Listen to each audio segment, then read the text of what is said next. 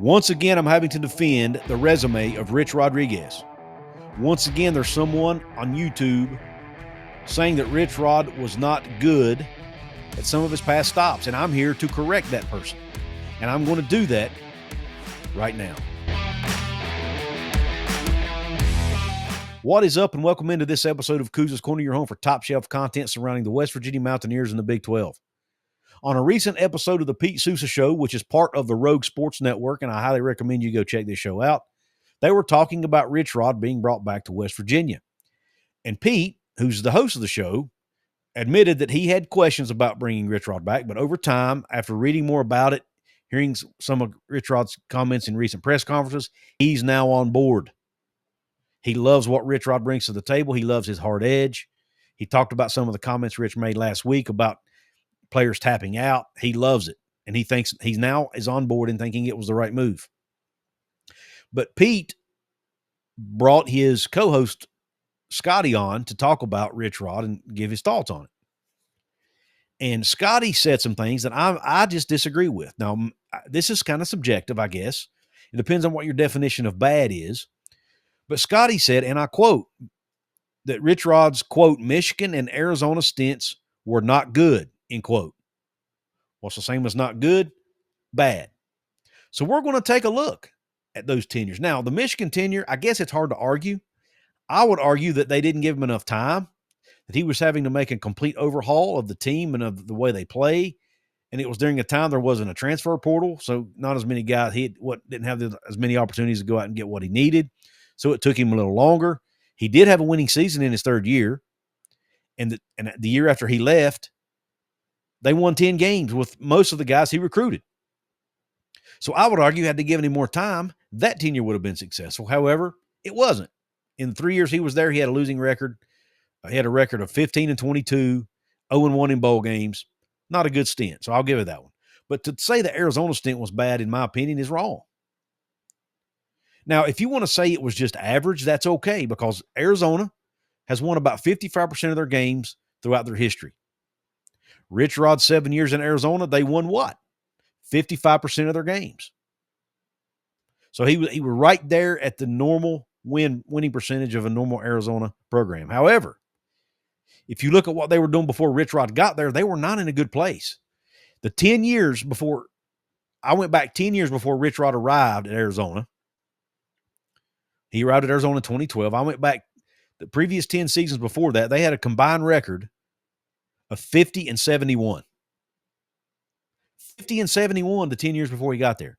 The 5 years before he got there, they were a little better, but still not very good, 32-31. It was basically the equivalent of Neil Brown's run at West Virginia. 32-31 the 5 years before Rich Rod got there. He gets there. He goes 43-35, much better. And he went 3-2 in bowl games, which I'm going to bring up a little bit more here in a minute. So to say Rich Rod's stint at Arizona was bad, in my opinion, is just flat out wrong. At worst, it was average. And I would even say it was good because of where the Arizona program was at when he got there. Their facilities were bad. He was able to get them new facilities. He brought the program back. He had a 10-win season there, something they had not done in a very, very long time. Appeared in a Pac-12 championship game. Appeared in a Fiesta Bowl. Finished the 2014 season with an AP poll ranking of 19th. So they were a top 20 team. And he only had one losing season there. And that was the 2016 season. I mean, heck, he had an 8-5. The first year he got there, they went 8-5. So, again, to say his stint was bad at Arizona, I just think it's flat out wrong. I just do. I think the numbers bear that out. Like I said, it was average to even good, depending on how you want to look at it, what context you want to look at it in. Now, the next thing that Scotty on the Pete Sousa Show talked about was Rich Rod's record in bowl games. And he said Rich Rod struggled in big bowl games. So we're going to talk about his record in bowl games. Let's go ahead and start off with his first head coaching job was at West Virginia. He was excellent there. He went 60-26 overall, won 70% of his games, and went 3-3 in bowl games. If you want to give him credit for that Fiesta Bowl win in 2007, which I do, because he coached that team that year. He recruited the guys. He coached them up all but that one game.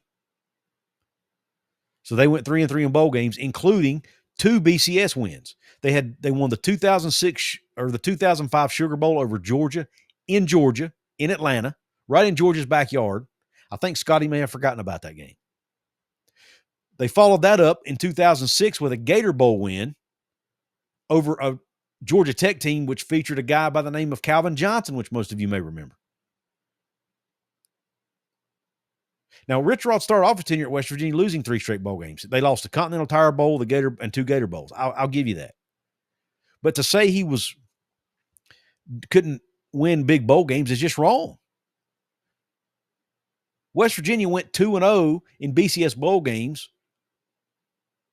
during the era he was head coach. And a Gator Bowl win.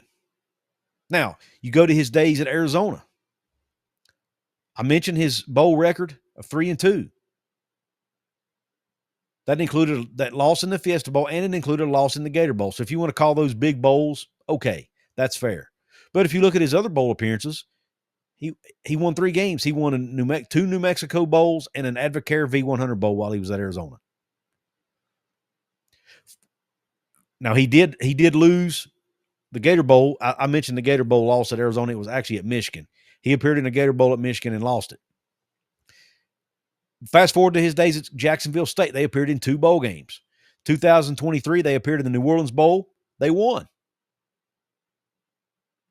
2024, Jacksonville State appeared in the Cure Bowl. They lost that game. However, that was a game he was the interim coach.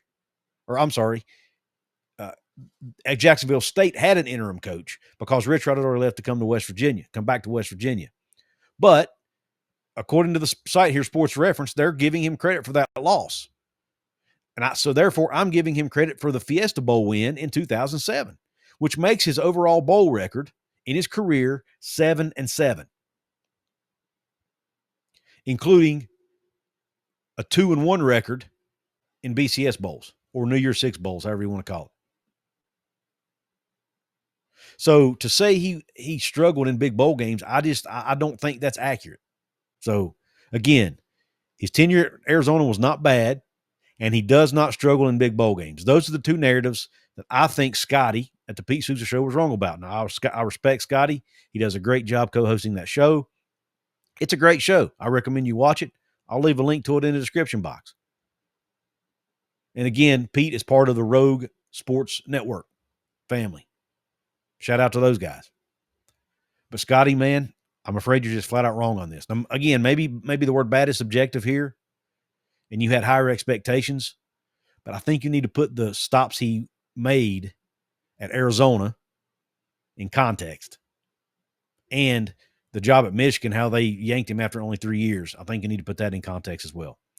But I want to hear your thoughts. For those of you watching, I want to hear your thoughts in the comments section. If you're listening, you can let me know your thoughts as well on your favorite audio platform. And please also be sure to give me a 5-star review on the podcast. It really helps me grow the channel. And please be sure to follow me as well. I want to give a quick shout out on YouTube to my paid VIP members. These are members who pay a monthly fee to be a member of the channel. It's an easy way to support what I'm doing, an inexpensive way to support what I'm doing.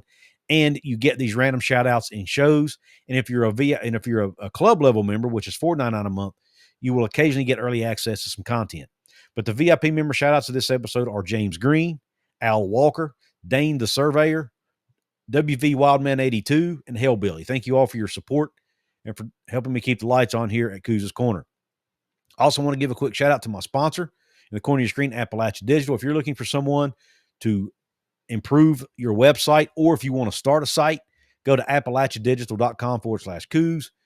They will help you out. They are the designers of my site over at wvsportschat.com. They did a great job. So go check them out, appalachiadigital.com/Couz, and thank them for supporting what we do here on the channel and over at WV Sports Chat. I want to thank you for tuning in. Remind you to hit like. It really helps the algorithm. Please subscribe if you haven't. Please share it with your family and friends. I really love the fact that you tune into the show and appreciate it. I hope the rest of your day's top shelf and Q Country Roads.